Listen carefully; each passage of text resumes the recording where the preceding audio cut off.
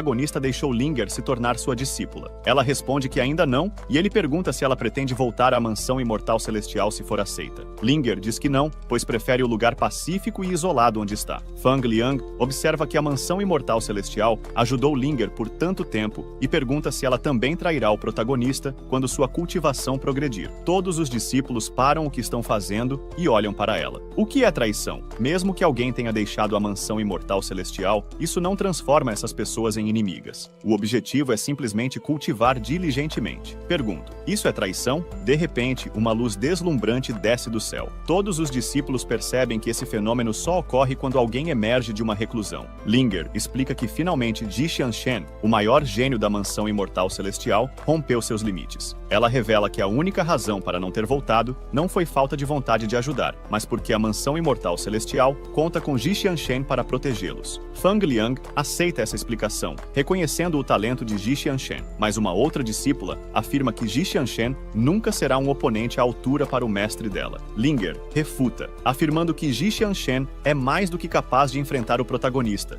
Enquanto caminha pela árvore divina, ela reflete sobre o quão frustrante é ser uma das 10 pessoas mais fortes da mansão imortal celestial, e ainda assim não se comparar a Ji Xianshen. Mesmo se Ji Xianshen parasse de cultivar por um século inteiro, nascer na mesma geração que ele é considerado um grande azar. Corta para o protagonista, que segundo suas pesquisas, será rejeitado pelo Dao Celestial quando alcançar o 9º nível do Reino Mahayana. Ele se pergunta qual punição receberá, mas se sente aliviado ao perceber que a pedra pode enganar o Dao Celestial. No entanto, ele sabe que se algo acontecer, não pode hesitar. O clã demoníaco está cada vez mais confortável, e apenas uma cultivação que ultrapasse o mundo mortal pode manter sua mente tranquila. Ele recorda todos os níveis que já superou até alcançar o Mahayana. Uma grande energia emana dele, avançando pelos vários níveis, e ele pensa que quando avançar ainda mais, nenhum problema atual será relevante. À noite, na montanha, uma galinha assustada pergunta por que o céu ficou tão escuro. Alguém sugere que é uma tribulação do céu, mas um discípulo de cabelo verde afirma que não é uma tribulação, mas uma punição celestial. Todos se perguntam o que está acontecendo na caverna do protagonista. Eles notam algo estranho saindo dela e se perguntam se o protagonista está avançando. Nunca haviam visto algo assim antes. A mestre pergunta em qual reino o protagonista avançou desta vez, enquanto a esposa dele fica maravilhada com seus feitos inesperados. Suki sugere que primeiro devem se preocupar em como se proteger da punição divina. Então, um raio desce do céu em direção à montanha onde estão. O raio desce com velocidade, mas de repente, para como se estivesse perdido. Faz um sinal no ar e volta para onde veio. O sol aparece novamente e todos ficam perplexos. O protagonista, meditando com sua pedra roxa flutuante, se pergunta se isso é o que significa ser um imortal. O sistema pergunta se ele vai continuar no reino mortal e seguir cultivando. Como ele decide continuar, o sistema lhe concede um presente: o Grande Fênix Imperial, um tesouro supremo de defesa imperial. O protagonista pensa que o Grande Fênix Imperial é bastante semelhante a um outro tesouro que possui e se pergunta por que ambos são do tamanho da sua mão. Enquanto isso, o desenhador do protagonista está cheio de orgulho. O protagonista percebe que, ao se tornar imortal, sua alma está ressoando com a terra e os céus, alcançando um nível de clareza impressionante. Ele sente que pode facilmente saltar através das galáxias e voar para reinos superiores. Ativa o espírito de concentração, permitindo que sua alma viaje pelo mundo, observando ninhos de pássaros, peixes alimentando-se e até um urso escrevendo uma carta.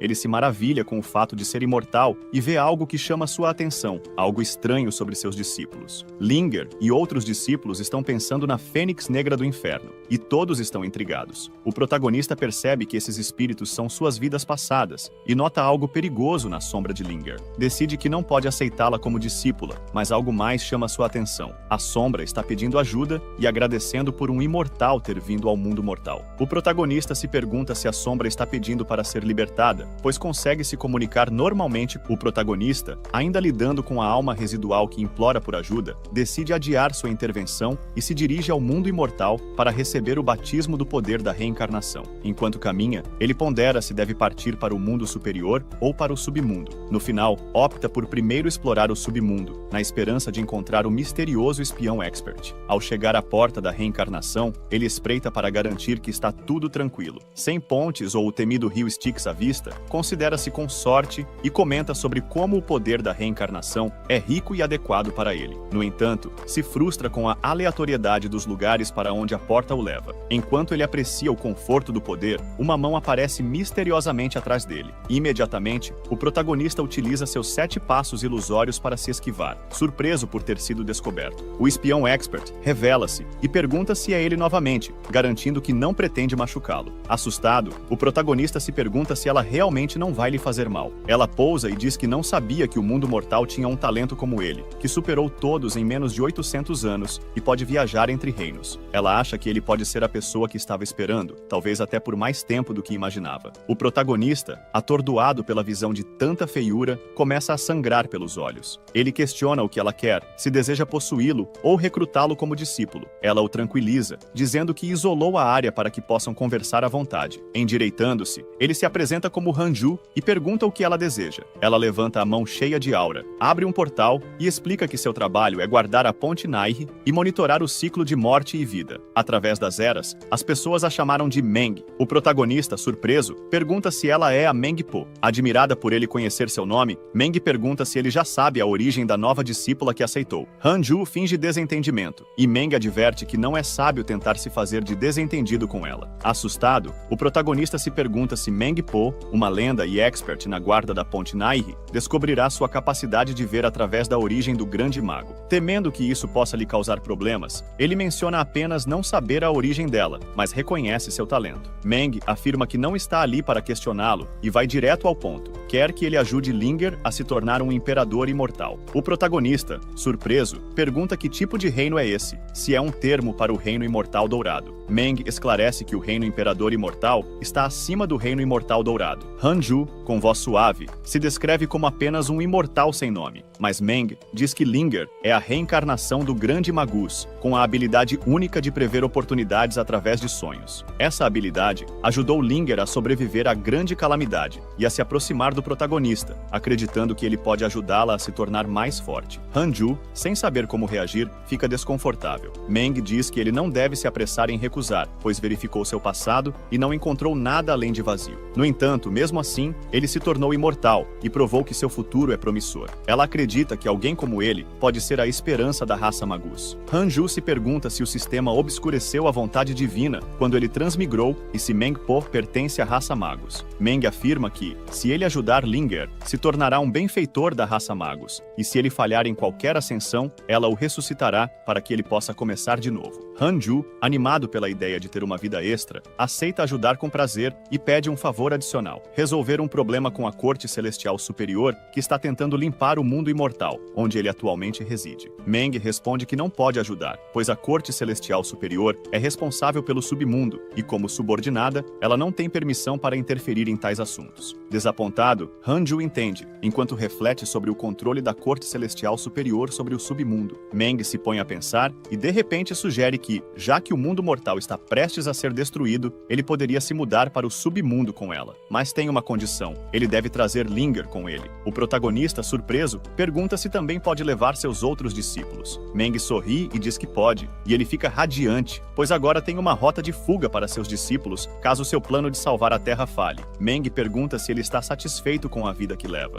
Ele responde que sim, e ela acrescenta que ninguém na Terra pode igualar seu talento. Então, no futuro, ele provavelmente terá uma vida solitária. O protagonista para de rir ao perceber que sua alma está se dissolvendo. Ele diz que ainda precisa voltar ao mundo mortal para ajustar sua cultivação e decide encerrar a conversa por ali. Meng pergunta se ele concorda com seu propósito, e ele responde que sente que ele e Linger são compatíveis, então fará de tudo para guiá-la. De repente, uma notificação do sistema aparece, informando que ele desenvolveu um favoritismo de 3 estrelas em relação ao protagonista. E o protagonista, ainda incrédulo, esfrega os olhos para ter certeza de que não está sonhando. Meng pergunta qual poder o protagonista usou para entrar no submundo e se ele criou a técnica sozinho. O protagonista se pergunta se está vendo certo. Meng continua, dizendo que se ele é realmente tão talentoso, então Linger tem sorte de segui-lo. Uma grande fonte de luz emana de Meng, e o protagonista mal consegue ver algo. Quando abre os olhos, está de volta ao seu corpo e se pergunta se aquele era o verdadeiro rosto de Meng. O sistema aparece e diz que ele fez mais um amigo. O protagonista fica admirado, pois até mesmo o sistema não consegue desvendar o rosto de Meng.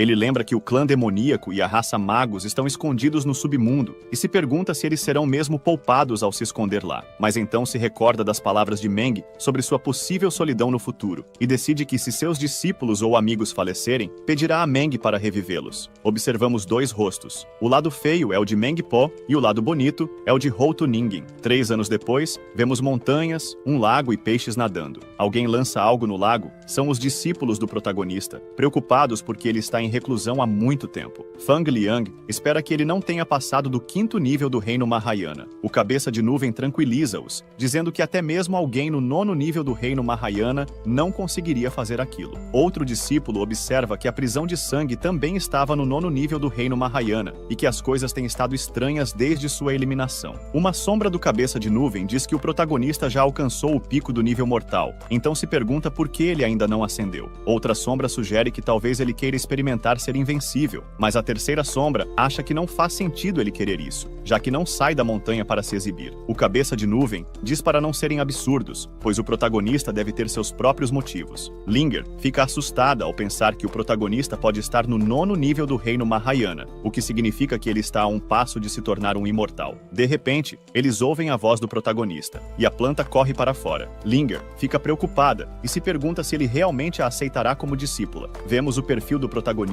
e uma tela mostrando seu nível. Ele comemora porque tem 1.294.000 de vida útil e está ainda mais animado porque vai amaldiçoar alguém, já que não faz isso há um bom tempo. A planta o interrompe, perguntando o que ele estava chamando, se ele está cultivando ou criando um novo poder. Ela pergunta em que nível ele está agora, e ele responde que não é apenas um nível. Ela fica chocada com isso. O protagonista explica que ainda precisa ficar mais tempo em reclusão e pede que a planta entregue uma mensagem a Xing Hongshuan, pedindo para que não revele nos outros que ele se tornou imortal. A planta não entende nada e sai, enquanto o protagonista reflete que, depois de se tornar imortal, o mundo ao seu redor parece extraordinário, como se ele tivesse uma nova visão. Ele nota que a energia espiritual da montanha é semelhante à energia que emanava dele quando avançou, e conclui que isso deve ser devido à árvore Fusang, que emite não apenas energia espiritual da terra e do céu, mas também uma energia espiritual de alto nível, mais forte do que as energias comuns e indetectável para alguém no reino Mahayana. Ele se pergunta se essa é a energia do reino imortal. O protagonista está intrigado com uma planta misteriosa que atrai bestas espirituais e se pergunta se isso indica que a energia espiritual imortal está realmente presente ali. Ele se questiona se seus 6 caminhos da reencarnação são tão poderosos quanto os reinos da grande unidade. Se forem superiores, ele terá que adiar seus planos de ascensão e decide consultar seu irmão mais velho sobre isso. De repente, um raio cai diretamente na montanha, chamando a atenção dos discípulos. Eles ficam admirados, achando que o protagonista deve ter avançado em seu cultivo. A planta lembra que ele havia pedido para não divulgar sua imortalidade e se pergunta por que ele não quer que ninguém saiba sobre isso. Enquanto isso, no rio do Dao, o protagonista encontra seu irmão mais velho. O irmão, surpreso e eufórico, ao ver que o protagonista está no reino imortal solto, pergunta se ele já ascendeu. O protagonista, calmo, responde que não e revela que o pássaro vermelho está esperando por ele no reino superior. Ele menciona que não quer capotar nem restaurar sua conta e que teve sorte com um item. O irmão, curioso, pergunta o que ele deseja desta vez. O protagonista quer saber o nome do reino que está acima do reino imortal solto. O irmão revela que se chama Grande Unidade da Terra Imortal e começa a explicar outros níveis superiores a esse, que serão conhecidos ao longo da história. O protagonista considera que seguir o caminho convencional pode não ser necessário e pergunta se o lendário Paraíso Zenith está no mesmo nível da Grande Unidade. O irmão esclarece que não, e conta que ao longo dos anos, vários cultivadores melhoraram o valor do Paraíso Zenith, criando novos reinos como o Reino do Imperador e o Reino da Divindade, entre a Grande Unidade e o Céu Zenith. O Reino do Imperador é a conquista da posição de um imperador imortal, que pode escapar das leis do Dao Celestial e viajar livremente. Mesmo que um imperador capote, ele pode reencarnar sem ter seu coração de Dao apagado. O protagonista, impressionado, pergunta sobre o Reino Divino, e o irmão explica que é ainda mais poderoso, podendo até criar mundos com seus poderes e se regenerar através da oferta de incenso e providência dos mundos mortais. Há rumores de que a Corte Celestial, a seita budista e o Palácio Divino possuem cultivadores do Reino Divino, o que mantém o equilíbrio entre essas grandes seitas. Quanto ao Céu Zenith Dourado Imortal, é uma existência suprema que se diz estar acima das 3.000 leis, capaz de atravessar o tempo, espaço e karma. O protagonista fica fascinado e decide que seu objetivo é cultivar diligentemente até se tornar um imortal Zenith dourado celestial. O irmão o elogia, mas lembra que ele deve primeiro enfrentar o perigo atual, a Corte Celestial, que está prestes a limpar o mundo mortal. Eles provavelmente enviaram um imortal da Grande Unidade, ou até mesmo um imortal celestial da Grande Unidade, para liderar o ataque. O protagonista se sente desanimado ao pensar nisso. Enquanto isso, seus discípulos discutem que, apesar do investimento e do trabalho árduo, a colheita foi modesta, apenas um pequeno peixe para alimentar mais de 10 pessoas. O protagonista reflete sobre como a Corte Celestial pode limpar o mundo mortal. Pergunta-se se destruirão imediatamente a Terra ou se eliminarão primeiro todos os seres vivos. Como criar um novo mundo mortal leva muito tempo, ele imagina que eles podem acabar apenas com todos os seres vivos e trazer novas criaturas de outros mundos para povoar a Terra. No Dao Celestial, todos os seres vivos são considerados Dao, e quando eles morrem, o Dao também desaparece. Alguns minutos atrás, o protagonista questiona se a Corte Celestial realmente pretende exterminar todos os seres vivos, já que isso significaria a extinção do Dao. Seu irmão responde com indiferença, dizendo que a corte não se importa porque o impacto da providência é temporário e insignificante. O protagonista, apreensivo, pergunta se eles vão eliminar todas as grandes seitas do mundo dele. O irmão sorri e diz que o mundo do protagonista é apenas um entre milhares e que nem precisam enviar suas forças principais. Além disso, o mundo do protagonista é de baixo nível, considerado apenas um formigueiro para a Corte Celestial. Curioso sobre o ranking dos mundos mortais, o protagonista é informado de que descobrirá isso quando ascender. Embora um pouco desanimado, ele agradece ao irmão e declara que, não importa quem sejam, eles são apenas obstáculos no caminho para sua longevidade. O irmão o aconselha a não exagerar, e o sistema aponta que o favoritismo do irmão subiu para 3,5 estrelas.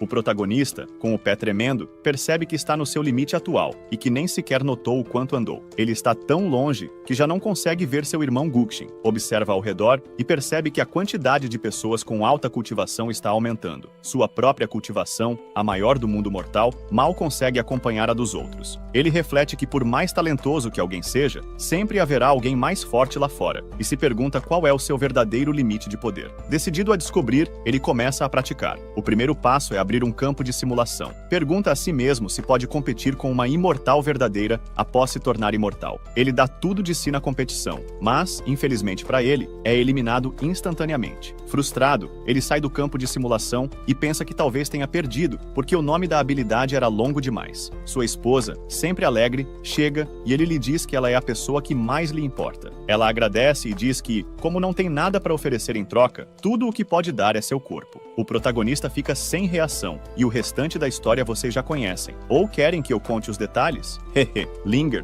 comenta com Fang Liang que a caverna do protagonista está muito barulhenta, mas ele responde que não sabe o motivo e pede para não fazer mais perguntas sobre isso. A galinha sugere que, já que o protagonista cultiva intensamente, ele também deve se divertir de vez em quando. A planta, um pouco chateada, diz a Linger para se acostumar com isso, e ela fica envergonhada ao perceber o que está acontecendo. Um mês depois, o protagonista chama algumas pessoas para sua caverna. A mestre, a outra menina e o rapaz de cabelo verde ficam impressionados. A galinha pergunta como ele ainda consegue falar tão alto, e a planta diz que estava prestes a buscar seu corpo. Todos ficam curiosos sobre o que está acontecendo. Então, a árvore divina aparece e saúda o protagonista, que está renovado após um mês de diversão e revela que quer ensinar Dao por um ano. Alguns ficam surpresos com o tempo de ensino, outros acham fabuloso, e Linger continua envergonhada. Ela pergunta a Fang Liang por que ele não contou que o mestre era tão bonito, e pensa que se soubesse disso, teria traído a mansão imortal celestial muito antes. O protagonista então anuncia que ensinará sobre o Dao da reencarnação, e todos ficam maravilhados por aprender esse Dao e admiram os artefatos que ele está usando. O rapaz de cabelo verde comenta que o protagonista está mais impressionante do que nunca, e talvez já tenha se tornado um imortal. A mestre questiona como ele pode ainda estar no mundo mortal se tornou um imortal. A outra menina diz para não se preocupar, pois o protagonista é incrível e tem um talento para tudo. A planta diz que ele começará a ensinar, e o sistema indica que o favoritismo de Linger pelo protagonista subiu para 5 estrelas. Ela fica chocada com a rápida ascensão e pensa que o mestre de Fang Liang é a pessoa que ela tem visto em seus sonhos. O protagonista, nervoso, se pergunta se ela é apaixonada pela aparência e se será capaz de guiá-la. 6 anos se passaram. Sob a sombra da majestosa árvore divina, os discípulos estão absorvendo os ensinamentos do mestre com fervor. Nosso protagonista, com uma espada manchada de tinta vermelha, sorri ao contemplar sua obra-prima e declara que é dessas pequenas coisas que a vida é feita. seita. Ele então pega uma colher e prova um pedaço de melancia, suspirando em deleite. Com seus lábios sensuais prestes a saborear a fruta, algo inesperado acontece. Uma poderosa ventania rasga o chão e um ser celestial desce dos céus. É Ji Xianshen, que aterrissa dramaticamente e convoca Guan Yu para um duelo de espadas. Linger observa com deslumbramento a cena e fica ainda mais chocada ao ver o mestre furioso quebrar sua colher. Irritado, ele avança em direção a Ji Xianshen, enquanto seus discípulos, perplexos, perguntam quem é Guan Yu. Um dos discípulos revela que é uma das identidades secretas do mestre, pedindo que guardem segredo. Ji Xianshen, com ar arrogante, afirma que já derrotou inúmeros demônios do reino Mahayana e sua força não é mais a mesma. O mestre, imperturbável, o desafia a um duelo de vida ou morte, e Ji Xianshen fica surpreso com a calma do adversário. Ele se pergunta se o mestre está apenas fingindo estar sereno. O duelo começa, e uma explosão de luz energética emana do mestre.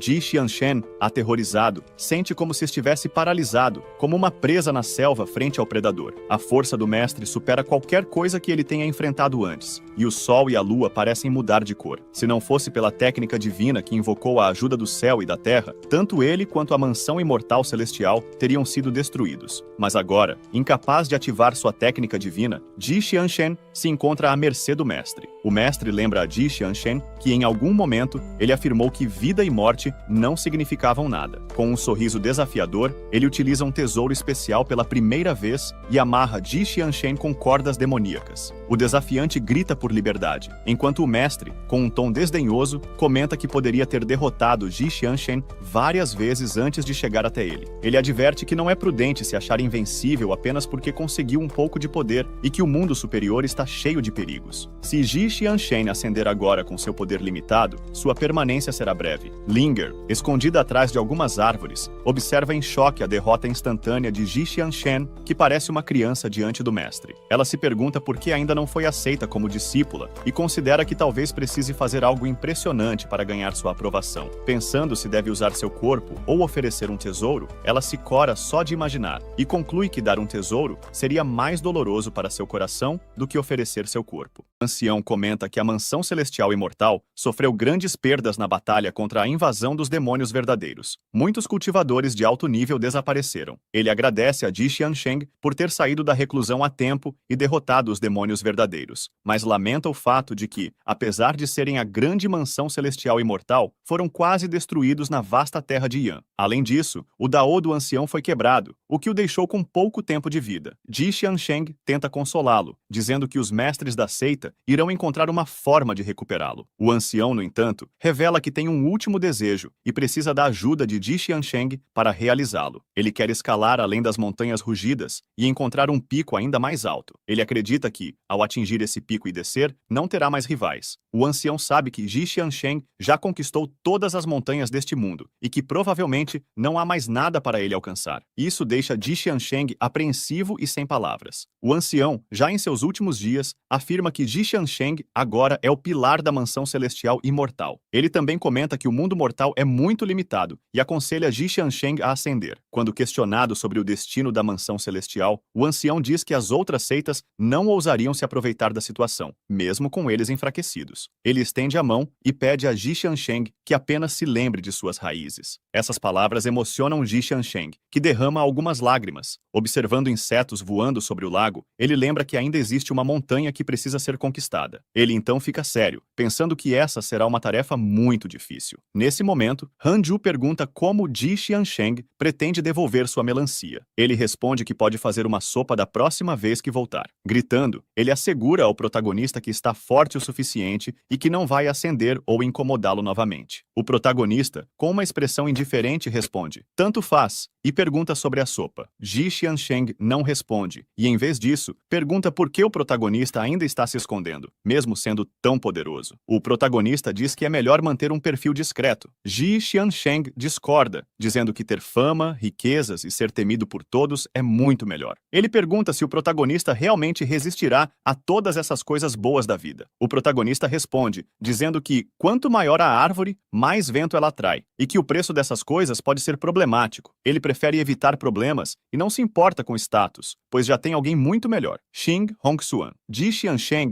questiona como o protagonista pode ter certeza disso, e ele responde com uma provocação, dizendo para Ji superá-lo antes de fazer tantas perguntas. Preparando-se para partir, Ji Xiansheng diz que ele vai se arrepender de ter dito isso. Quando Ji está prestes a ir embora, o protagonista o lembra de não esquecer a sopa na próxima vez que voltar. Ele reflete que a corte celestial vai decair e que Ji Xiansheng ficará muito ocupado para perturbá-lo novamente. O protagonista também pensa que, se Ji o incomodar, isso significa que a ameaça dos demônios verdadeiros já desapareceu. Ele se pergunta se a corte celestial ainda pretende limpar o mundo mortal. Para ter certeza, decide perguntar a Meng Po, pois precisa de vários planos de fuga. O mundo imortal ainda é muito superior a ele, e só se pode ascender nele após passar pela tribulação. Entrando no submundo, ele pensa que aquele é o lugar mais baixo, mas ainda assim reflete o mundo superior, como um reino paralelo. Ele imagina que isso seja para facilitar a reencarnação das almas. Agora que se tornou imortal, ele consegue atravessar as barreiras entre os mundos mais rapidamente. Ele chama por Meng Po e pergunta se, mesmo com o fim dos demônios verdadeiros, a corte celestial ainda limpará o mundo mortal. Meng Po aparece e diz que não está qualificada para saber dos assuntos da corte celestial. Ela pergunta se ele quer saber mais alguma coisa. O protagonista pensa um pouco e pergunta se seria possível trazer algumas pessoas para o submundo, já que o mundo mortal será destruído. Meng Po responde que, se ele quiser trazer alguém para o submundo, eles terão que morrer primeiro. O protagonista, preocupado e assustado, pergunta se ela está falando sério. Meng Po explica que é apenas um fantasma e não pode tomar decisões no submundo, mas diz que, quando a raça Magus retomar sua antiga glória, ela será capaz de ajudar. O protagonista lembra que ela prometeu que poderia trazer seus discípulos para o submundo e pergunta por que isso não pode ser feito agora. Irritado, ele lembra que, quando ela sugeriu aceitar Tu Linger, ele nem hesitou. Agora ele está pedindo ajuda e ela continua evitando. Com os dentes cerrados, ele pergunta se ela está tentando conseguir algo sem dar nada em troca. Meng Po, com uma expressão assustadora, faz o protagonista se perguntar se ela vai matá-lo por ter dito aquilo. Uma aura emana dela, enquanto ele pensa que ela é mentalmente limitada e mesquinha. Ele reflete que, se todos os magos forem assim, não podem ser confiados. De repente, Meng Po diz para ele parar de pensar demais, pois consegue ouvir seus pensamentos. Ela então concorda que ele pode trazer seus discípulos, mas apenas 3 deles. Se ele trouxer muitos, o submundo os queimará. Quanto ao resto, eles terão que seguir as regras. Triste, o protagonista comenta que tem muitas pessoas em sua montanha e pergunta se isso não é o mesmo que dizer a eles que morrerão. Meng Po responde que isso é o máximo que ela pode fazer, pois o submundo rejeita seres vivos, e além disso, isso desequilibraria a energia Yi do submundo, o que seria notado pela corte celestial. Ela acrescenta que até agora, seus encontros aconteceram dentro do poder dela, já que a corte celestial desconhece sua verdadeira identidade. Meng Po confirma que a limpeza do mundo mortal vai acontecer, mas revela que ainda há uma maneira de salvar os discípulos do protagonista. Espantado, ele pergunta como isso seria possível. Corta para uma cena onde um livro é queimado, algumas velas estão acesas e símbolos são desenhados no chão. A planta, que é uma discípula do protagonista, pergunta o que seu mestre está fazendo. Ele responde que está ganhando dinheiro. A planta, preocupada, diz que ouviu falar que o dinheiro de papel é algo usado apenas pelas almas do submundo. O protagonista a interrompe e diz que 2 fantasmas virão encontrá-lo mais tarde, então ele está apenas se preparando. A discípula continua assustada e o protagonista percebe algo. Ela está totalmente petrificada. Assustada, ela pergunta se o mestre morreu. Os outros discípulos ouvem a conversa e ficam tão apavorados quanto a planta. Nervoso, o protagonista grita que não é nada disso. A discípula, que era uma planta, começa a chorar e chama os outros, dizendo que o mestre está morrendo. O protagonista, preocupado, grita que não é o que ela está pensando, mas já é tarde demais. Seus discípulos chegam chorando, vestidos com roupas de luto, e um deles até segura uma foto de velório do protagonista. A discípula planta explica o que acha que está acontecendo, e a esposa do protagonista, em lágrimas, grita que quer ir com ele. Outro discípulo pergunta o que eles vão fazer se o mestre os deixar, e até a galinha, um animal de estimação, exalta o protagonista, prometendo viver dignamente e se alimentar corretamente em sua memória. Irritado, o protagonista pergunta por que eles já haviam preparado roupas de luto, e em um acesso de raiva, dá um soco tão forte que faz todos voarem pelos ares. Ele grita, ora, ora, ora! enquanto desfere o golpe. A única que não foi atingida foi sua esposa. Vemos os outros discípulos sendo arremessados da montanha por causa do soco. E Tu Linger, que ainda não havia subido a montanha por não ter sido oficialmente aceita como discípula, fica sem entender nada do que está acontecendo. O protagonista, então, explica à sua esposa que não está morrendo e que os fantasmas dessa vez não têm más intenções. Ele suspira e diz que é uma longa história, que explicará mais tarde. Sua esposa comenta que parece que ele causou uma grande confusão, mas nunca sequer saiu da montanha. O protagonista revela que isso tem a ver com a porta da reencarnação. Assustada, sua esposa pergunta se ele foi ao submundo. De repente, as velas se apagam e o protagonista percebe algo. Ele diz para sua esposa sair, pois eles chegaram. Em seguida, vemos a silhueta de algo grande que pergunta se o protagonista é Hanju. No presente, o sistema avisa que uma nova existência poderosa foi detectada. Vemos dois monstros imponentes parados diante do protagonista. O sistema exibe uma tela com as informações sobre essas criaturas, e o protagonista fica surpreso ao perceber que ambos estão no 5º nível do Reino Imortal Solto. Ele cria uma chama na palma da mão, mas então somos levados a uma cena anterior, onde ele conversa com Meng Po. Nessa conversa, ele questiona se a Corte Celestial realmente não poupará ninguém e pergunta se ela tem algum jeito de salvar todos. Meng Po responde que vai lhe entregar um lírio da ressurreição, uma planta que aumentará sua energia espiritual e dará frutos capazes de revivê-lo. Ela explica que, se o mundo mortal for realmente destruído, o lírio permitirá que o fogo da alma do protagonista queime eternamente. Animado, ele pergunta com um sorriso onde está essa planta mágica. Meng Po responde que alguns fantasmas a entregarão à meia-noite, pois o lírio não pode aparecer durante o dia, e é inconveniente para os fantasmas viajarem agora. O protagonista agradece, mas Meng Po diz para ele não se preocupar com isso e cuidar bem de Tu Linger.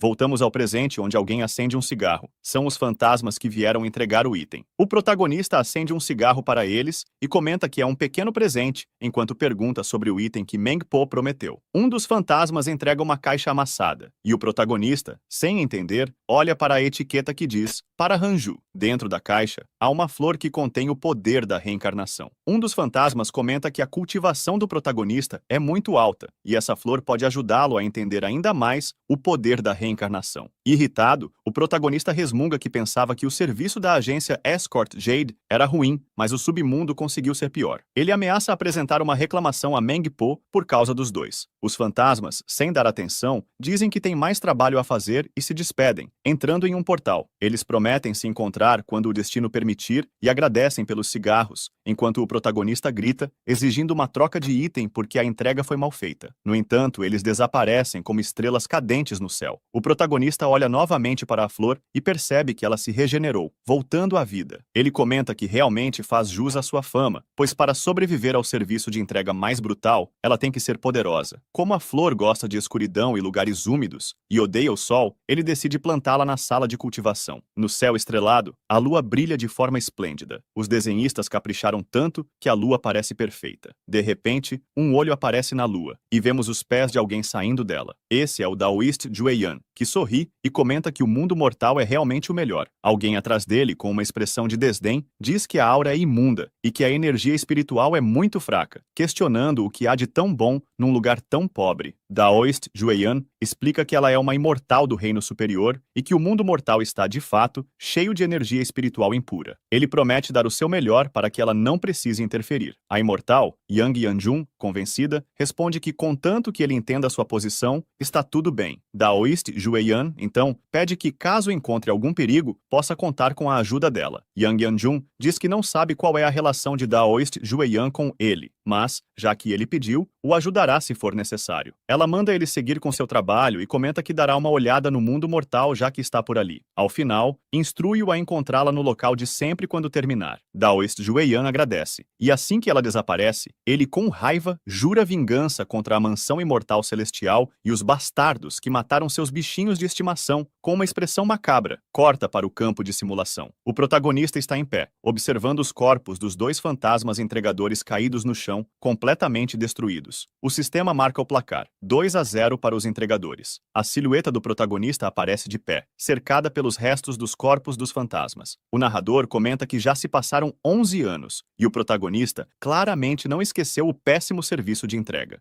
O sistema informou que a simulação terminou e que o protagonista levou apenas 5 segundos para derrotar os monstros. No entanto, ele se sente inquieto, pois sabe que, se não tivesse se distraído, poderia ter completado a simulação em menos tempo. Ele coça a cabeça e se pergunta se essa inquietação tem a ver com o fato de ter derrotado o demônio verdadeiro. Será que agora ele se tornou um alvo do clã demoníaco? Não pode ser, ele murmura. Em seu quarto, ele se questiona sobre a origem dessa sensação de perigo. Poderia ser alguma ameaça se aproximando?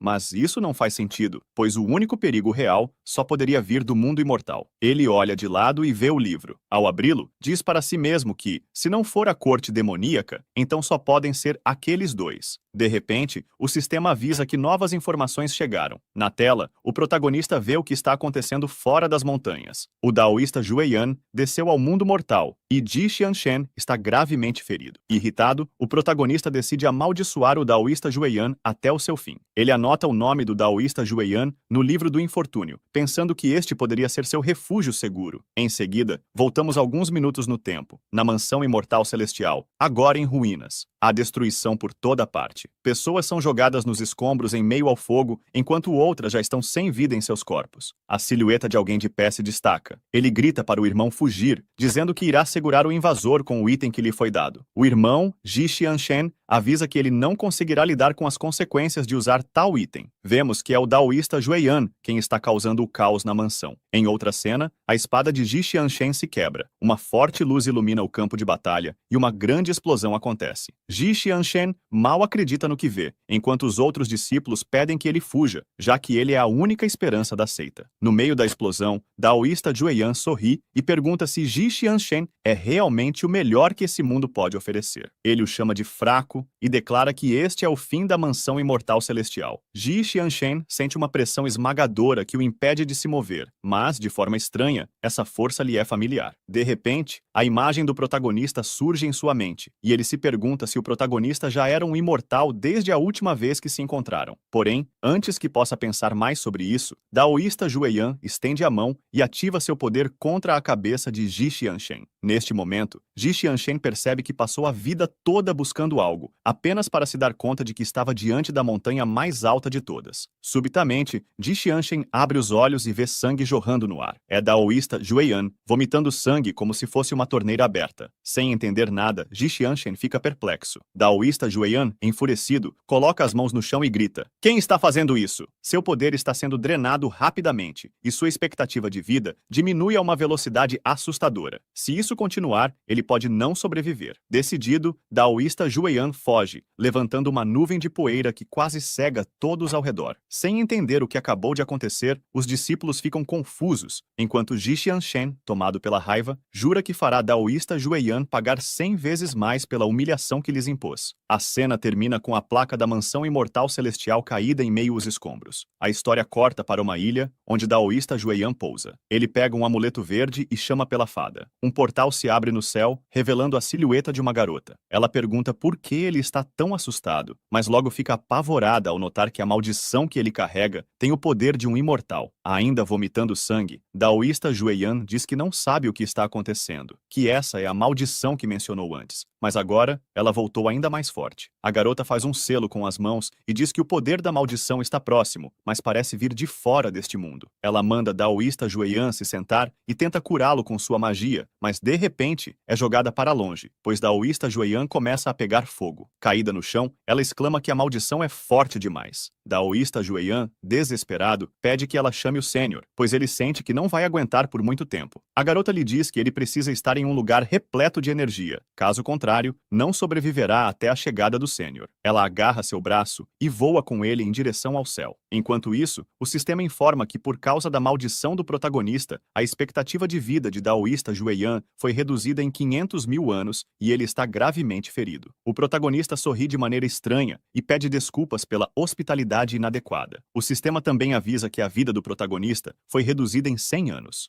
Um mês depois, vemos alguns discípulos conversando sobre o protagonista e sobre rumores envolvendo a mestra da seita e o protagonista. No meio da conversa, alguém chega e pede para eles pararem de desperdiçar tempo e focarem na cultivação. Desde que souberam que uma menina ficou ajoelhada por 10 anos para ser aceita como discípula do protagonista, começaram a acreditar que a perseverança é a chave que pode mover o céu e a terra. Como resultado, vemos muitas pessoas ajoelhadas. De cima, vemos a montanha do protagonista, onde duas pessoas observam e comentam que ela está cercada de energia imortal. Uma delas comenta que o daoísta Jueyan é realmente sortudo por ter conseguido suportar até agora, enquanto a outra pessoa duvida que a montanha tenha energia imortal. Ele avisa sua companheira que, antes de ascender, viajou por todo o mundo e nunca viu essa montanha, recomendando que ela tenha cuidado. Ela responde com confiança, perguntando o que no mundo mortal poderia preocupá-la, e então ativa sua visão celestial. Nesse momento, ela vê a árvore divina, fonte da energia imortal, e fica chocada. Quando vê os dois corvos dourados, fica ainda mais surpresa, assim como o daoísta Jueyan. Eles se perguntam se os corvos moram naquela montanha. Se for o caso, pensam que talvez precisem implorar a ajuda dos corvos para lidar com a maldição do daoísta Jueyan. No entanto, ela observa que os corvos dourados estão apenas no nível Mahayana, e no reino mortal, seriam considerados fracos demais para representar uma ameaça no mundo imortal. Como não avistam nenhum corvo adulto, deduzem que os dois foram abandonados, e por serem jovens e fracos, não representam perigo. Se necessário, eles podem ser eliminados facilmente. O sistema exibe informações sobre o daoísta Jueyan, e outra tela mostra dados sobre Yang Yanjun. O protagonista, preocupado, percebe que, com base no teste de simulação, esses dois são muito mais problemáticos que a impermanência em preto e branco. Ele calcula que levaria 15 segundos para matá-los, o que é muito lento, e não será possível derrotá-los com apenas um ataque. Ele pensa que o maior problema é Yang Yanjun, devido à sua técnica de contra-ataque de autodestruição. Embora isso não seja um problema para o protagonista, que pode se proteger, a seita pura de Jade seria obliterada. A questão, então, é como derrotá-los sem destruir a seita. Uma de suas discípulas pergunta se ele está bem, mas, de repente, eles ouvem a voz dos intrusos. A discípula pergunta se são invasores, e o protagonista ordena que ela fique na caverna. Seus olhos brilham, e ele desaparece em um instante, deixando sua discípula espantada. A cena corta para as montanhas, que o protagonista partiu ao meio. Daoísta Jueyan comenta que então a pessoa que acabou com seus animais de estimação mora ali. Admirado, ele diz que não esperava por isso. Yang Yanjun observa que, coincidentemente, esse lugar também possui energia imortal, então eles podem curar Jueyan ali. Mas, de repente, o protagonista aparece em uma pose imponente e pergunta o que os dois vieram fazer ali. As memórias de daoísta Jueyan sobre o protagonista começam a voltar, e ele se lembra de seu animal de estimação sendo derrotado. Com raiva no rosto, ele acusa o protagonista de ter matado seus animais de estimação. O protagonista, no entanto, o repreende, dizendo que não deve acusar os outros sem provas, já que ele nem sabe como seus pets eram. Daoísta Jueyan afirma que tem provas e aponta para um edifício chamado Grande Sábio da Queda da Piton Verde, dizendo que até os ingressos para visitá-lo foram gratuitos e que seu animal de estimação foi transformado em uma exibição. Então, pergunta quem mais poderia ser, além do protagonista. Furioso, daoísta Jueyan sugere que o protagonista o amaldiçoou, enquanto Yang Yanjun pensa que o protagonista é bonito e se pergunta se ele é um imortal. Ela então pede para ficar na montanha até que daoísta Jueyan se recupere. O protagonista lamenta e diz que não há espaço suficiente para os dois. Com uma expressão mais séria, Yang Yanjun pergunta se ele tem certeza disso, e o protagonista, com um olhar frio, responde sim. O sistema então informa que Yang Yanjun desenvolveu um ódio de 4 estrelas por ele. Ativando seu poder, ela pergunta como ele pode ser tão sem coração a ponto de abandonar um homem morrendo e afirma que não tem outra escolha a não ser ficar na montanha. Diz para ele não ser ingrato. O protagonista, com uma expressão séria e mostrando o dedo do meio, pergunta se ela está o ameaçando, enquanto pensa que dessa vez não vai se conter. Vai usar todo o seu poder. Vemos as montanhas pacíficas, mas de repente uma luz forte surge do céu. Todos sentem o temor e olham para a luz. Os discípulos do protagonista também ficam aterrorizados com esse poder, e um deles, coitado, estava tomando banho enquanto tudo acontecia. No entanto, quem estava mais ciente da situação era a cabeça de nuvem, que reconhece que esse poder não é do reino Mahayana, e se pergunta como não percebeu que o protagonista já estava nesse nível, que já estava no reino imortal. Finalmente, vemos os olhos do protagonista brilhando e seu rosto completamente dourado.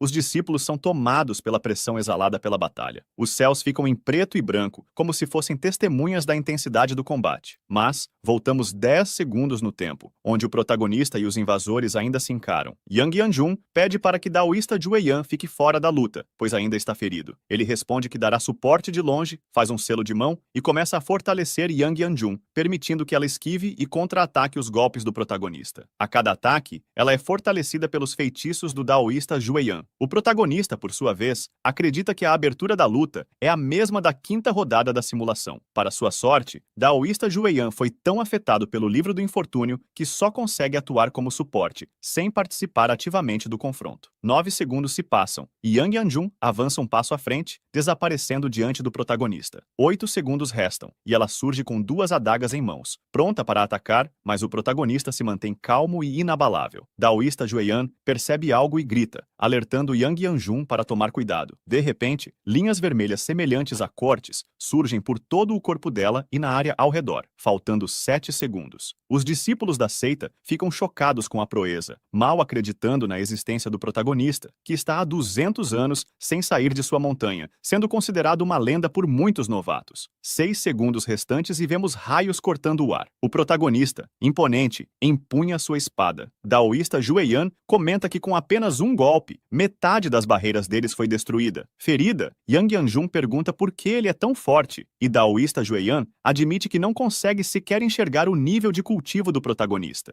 Ele então diz que não conseguirão derrotá-lo e sugere que fujam. Contudo, faltando 5 segundos, o protagonista lança um olhar mortal para Daoísta Jueyan. Yang Yanjun, desesperada, grita seu nome, mas já é tarde demais. O protagonista já está segurando a cabeça de Daoísta Jueyan em uma das mãos e declara: Shi Jianshen, com isso vingo a seita da mansão celestial imortal. 4 segundos faltam, e Yang Yanjun, enfurecida, começa a gritar. Ela se lembra de uma casa à beira do lago e da missão que recebeu de seu líder: proteger Daoísta Jueyan a todo custo. Determinada a completar a missão, ela pega um pergaminho que lhe foi entregue para emergências. O corpo e a alma de Daoísta Jueyan começam a desaparecer, impossibilitando sua ressurreição. Yang Yanjun, ainda mais furiosa, diz que o protagonista a forçou a usar o pergaminho. 3 segundos restam, e ela ativa o selo de mão do pergaminho, determinada a seguir com sua vingança. O protagonista reconhece o gesto da simulação anterior e se prepara. Felizmente, ele tomou precauções para evitar que ela se autodestruísse. Ele olha para o céu e percebe que o ataque está chegando. Na simulação, ele previu 2 desfechos. No primeiro, Yang Yanjun se destruiria completamente, impossibilitando qualquer contra-ataque. No segundo, o tesouro seria apenas uma ajuda externa, mantendo o nível de cultivo dela inalterado. Para sua sorte, ela escolhe a segunda opção, dando ao protagonista uma chance de resistir ao ataque. Faltando 2 segundos, a espada de Yang Yanjun rasga o céu e a terra se parte ao meio. Com toda a sua fúria, ela avança contra o protagonista e, em um último movimento, lança a espada contra ele. Luzes roxas brilhantes acompanham o impacto, e os discípulos da seita cobrem os olhos devido à intensidade. Quando o relógio chega a 0, a turbulência desaparece tão repentinamente quanto começou. Um dos discípulos, olhando para o céu, comenta surpreso: essa não é a técnica de capotar divindades anciãs? No meio da poeira, vemos que toda a luta durou apenas 10 segundos. No céu, algo dourado surge. Um carro flutuante com pernas humanas, conduzido pelo protagonista, que aparenta estar relaxado. Alguém de fora reclama, dizendo que, se não fossem pelas leis celestiais, não estaria em tal estado. Uma metade dessa pessoa promete que o irmão sênior irá destruir o protagonista, enquanto a outra metade chora e implora por misericórdia. Descendo do carro, o protagonista pergunta se ela está tentando fingir que tem 2 personalidades. Ele questiona se o tal irmão sênior, o general celestial, é mesmo tão impressionante e afirma que é descendente do imperador imortal, lembrando que teve sorte por vencer. Ele então sugere que ela respire fundo, pois o ar ainda está fluindo por sua boca. Ao final, vemos que ela foi literalmente dividida ao meio, como em um passe de mágica, ou como o Satoru Gojo. Mais tarde, o protagonista é visto andando com seu carro, que tem rodas e pernas ao mesmo tempo, enquanto solta os cortes de sua espada pelo caminho.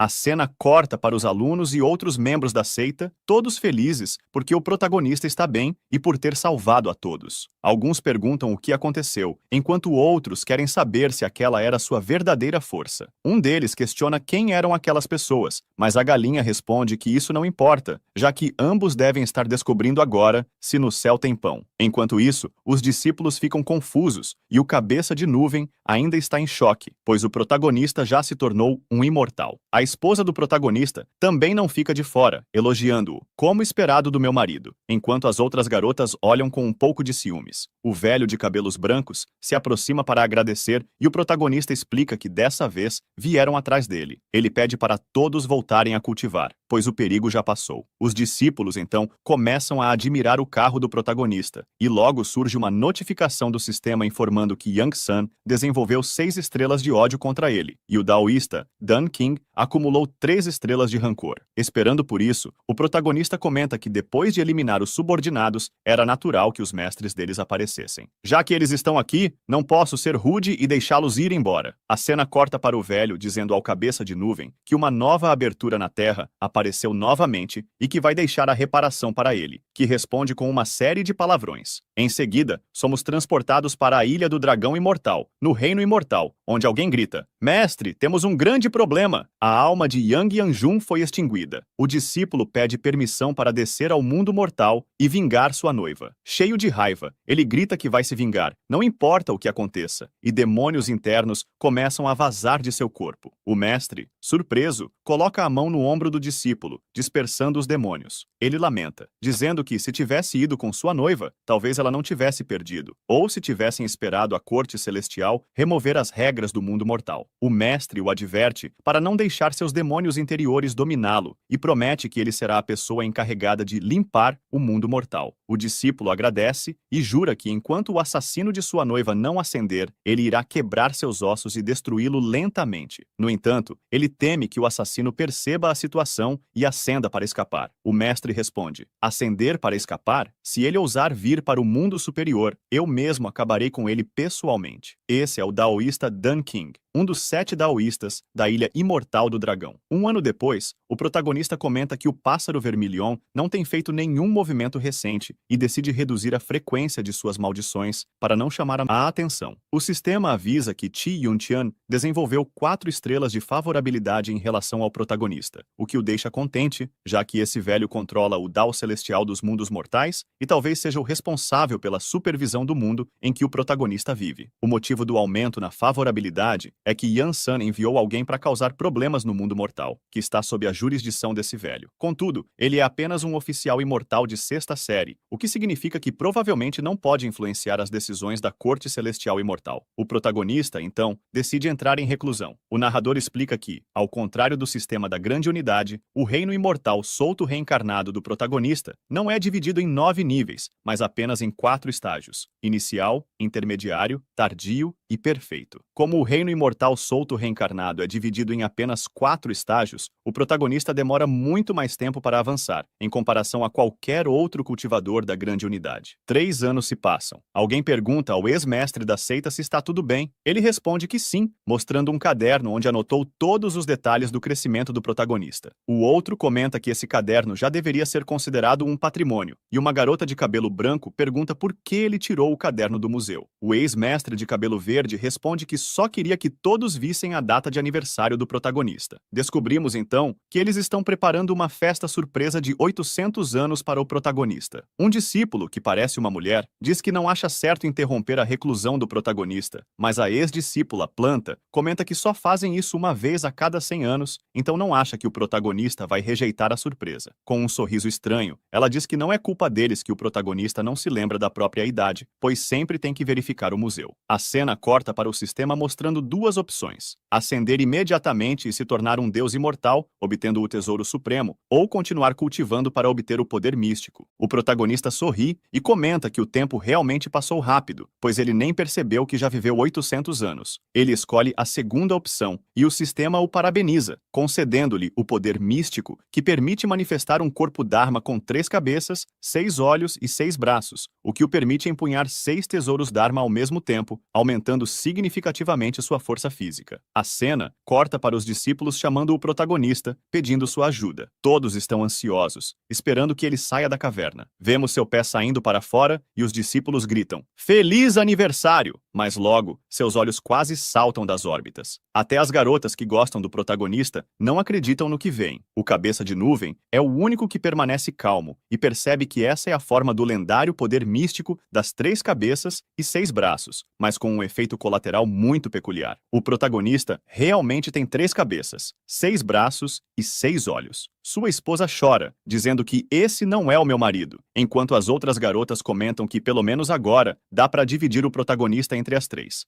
Sua esposa, ainda chorando, pergunta o que aconteceu. Hanju diz para ela não se assustar e explica que só teve uma boa sensação e alcançou uma nova forma. Sua discípula comenta que parece incrível, e o cachorro pergunta ao cabeça de nuvem se as 3 cabeças dele são iguais às de Hanju. Cabeça de nuvem, irritado, responde que não, que já nasceu com suas cabeças, e o cachorro ri dele, o que acaba gerando uma briga entre os dois. Enquanto isso, um homem de cabelo verde comenta que ouviu na juventude que esse tipo de poder só pode ser aprendido por imortais e nunca imaginou que Hanju fosse talentoso a ponto de aprender algo assim. Tullinger pensa consigo mesma se isso não prova que Hanju é realmente um imortal. Empolgado, Hanju oferece-se para ensinar essa forma ao homem de cabelo verde, mas ele recusa, dizendo que não tem talento suficiente para aprender. A outra discípula, entusiasmada, pergunta se ela pode aprender, mas Hanju brinca que ela é bonita demais e que aprender essa forma só afetaria sua aparência. Ela chega a ficar tão envergonhada que até sangra ao ouvir o elogio do protagonista. No fundo, os dois ainda estão brigando, e a esposa do protagonista se pergunta se ele estaria interessado na discípula, que é uma planta, já que elogiou sua aparência. Ela considera até ajudá-lo a conquistá-la para que ele não se sinta sozinho, mas fica um pouco triste, pois a discípula é apenas uma planta. Corta para os outros 2 discípulos de Hanju, que comentam que a forma de 3 cabeças e 3 braços combina mais com uma galinha e começam a rir. Nesse momento, a galinha aparece e diz que essa forma combina melhor com eles mesmos, para servirem de isca para peixes, o que os deixa suando de nervoso. Vemos o protagonista refletindo que é a primeira vez que comemora seu aniversário em muitos anos. Ele agradece por as pessoas que ele ama ainda estarem vivas e observa que a energia espiritual na montanha é abundante, o que significa que ele não precisa se preocupar com a expectativa de vida deles. Enquanto isso, a galinha espanca os 2 que a provocaram. Outros 2 servos estão comendo, um está cozinhando e Tullinger está ocupada com alguma tarefa. Hanju olha para o lado, pensativo, e vê uma bela mulher sorrindo para ele. Ele percebe que se ele tem 800 anos, sua mestre deve ter pelo menos 1000, o que o faz pensar que, se ela não progredir na cultivação, seus dias podem estar contados. Então, ele decide ajudá-la e entrega uma pílula, dizendo que já não lhe é útil. Sua mestre recusa, dizendo que hoje é o aniversário dele e que ele é quem deveria estar recebendo presentes. Uma outra discípula comenta que nem prepararam nada para ele e que, por isso, não deveriam aceitar presentes. O protagonista insiste, e uma pequena discussão começa entre eles até que sua esposa sugere que a Fairy, sua mestre, aceite o presente, já que ela quase sempre está em reclusão e não tem muitos recursos. Sua esposa pisca para ele e diz para deixar tudo com ela e ir comer o bolo. A discípula, que era uma planta, observa o enorme bolo com admiração, e o protagonista pensa que se tudo der certo, todos ficarão ao seu lado até o fim, exceto o mestre da seita, Lee, o homem de cabelos verdes, que está estagnado no 2º nível do reino da formação da alma há anos, tendo atingido seu limite de talento. Tullinger interrompe seus pensamentos e entrega um presente de aniversário, dizendo que não sabe o que é, mas acha que deve ser valioso. O protagonista reconhece a folha como uma alma imortal e acha interessante. Um pouco envergonhada, Tullinger tenta pedir algo, mas Hanju se aproxima dela e pensa em aceitar ela como discípula, pois ela tentou convencê-lo por décadas sem desistir. Apesar de ela ter sido fria com a mansão imortal celestial, ele decide aceitá-la como discípula oficial por sua perseverança e também pelo acordo que ele tem com Mengpo. Os outros discípulos ficam impressionados com o protagonista, que pessoalmente a aceita como discípula. Ele então decide deixar Tullinger sob a orientação de Shun Changna. Na caverna, Hanju se pergunta se Mengpo está tentando puxá-lo para o clã Magus. Ele fica pensativo, e então vemos que minutos antes, Tullinger implorou para se tornar discípula direta dele, prometendo até ser sua empregada, pois queria protegê-lo e proteger a montanha. No final, ela grita que nunca vai desistir, o que leva Hanju a se questionar se ela está interessada nele. Decidindo ser mais indiferente com relação a ela, ele segura seu presente e percebe que dentro dele há um ser vivo em forma de uma pequena folha. Corta para a galinha, que diz que vai ajudar o protagonista a cortar o bolo. Ela brinca que, como é o aniversariante, o protagonista merece ficar com a maior parte. Em seguida, comenta que o bolo é muito calórico e que, como as meninas querem perder peso, elas não podem comer muito. Para a primeira geração de discípulos do mestre Hanju, ela oferece um pedaço com morango. Para a segunda geração, um pedaço menor, mas com cobertura extra, para a tristeza deles. Ela agradece ao cabeça de nuvem, ao homem de cabelo verde e para os pintinhos dourados por protegerem a montanha e lhes entrega apenas um morango cada, o que os deixa reclamando e faz o cabeça de nuvem ficar furioso. Já para o cachorro, ela diz que ele não pode comer chocolate e que deve apenas aproveitar o ar fresco. No final, a galinha declara que o bolo foi devidamente distribuído e que é hora de comer. Ela então abocanha 90% do bolo em uma única mordida. Por fim, vemos um retrato dela, com a mensagem de que, se você comer muito doce, pode acabar com sua foto em um desses retratos, e as pessoas vão chorar por você. Se é que me entendem. Vemos o protagonista segurando o presente dado por Tullinger. Ele comenta que, apesar de tudo, parece apenas uma noz, mas percebe que emite flutuações de energia perceptíveis, apenas a partir do reino do imortal perdido. Pensando que isso pode representar um risco, ele decide investigar mais. Ao ativar seu senso divino, ele se sente imerso em escuridão, mas de repente ouve algo. Ao olhar para trás, vê um dragão perguntando quem ele é. O protagonista responde que é ele quem deveria perguntar isso. O dragão, então, se apresenta como o verdadeiro dragão do reino superior, o que deixa o protagonista surpreso. Hanju lembra que, milênios atrás, esse dragão veio ao mundo mortal em busca de uma oportunidade e que, com o tempo, muitos cultivadores talentosos moldaram o mundo, mas muitos deles foram vítimas do destino. O dragão, que viveu livre e sem preocupações, foi traído de forma cruel, resultando na destruição de seu corpo e do seu Dao. Por sorte, um fragmento de sua alma sobreviveu, escondido dentro da noz, permitindo que ele continue existindo. O dragão oferece uma recompensa ao protagonista se ele o ajudar. Hanju, pensando em ter uma rota de fuga extra, pergunta como poderia salvá-lo. O dragão indica um queimador de incenso ao lado, que pode transmitir energia imortal ao queimar incenso. Ele explica que, se o protagonista persistir em nutrir sua alma todos os dias, poderá salvá-lo. Hanju pega o incenso e o dragão agradece, dizendo que o cheiro é autêntico. Hanju nota que a energia imortal parece fraca e decide usar um incenso maior, deixando-o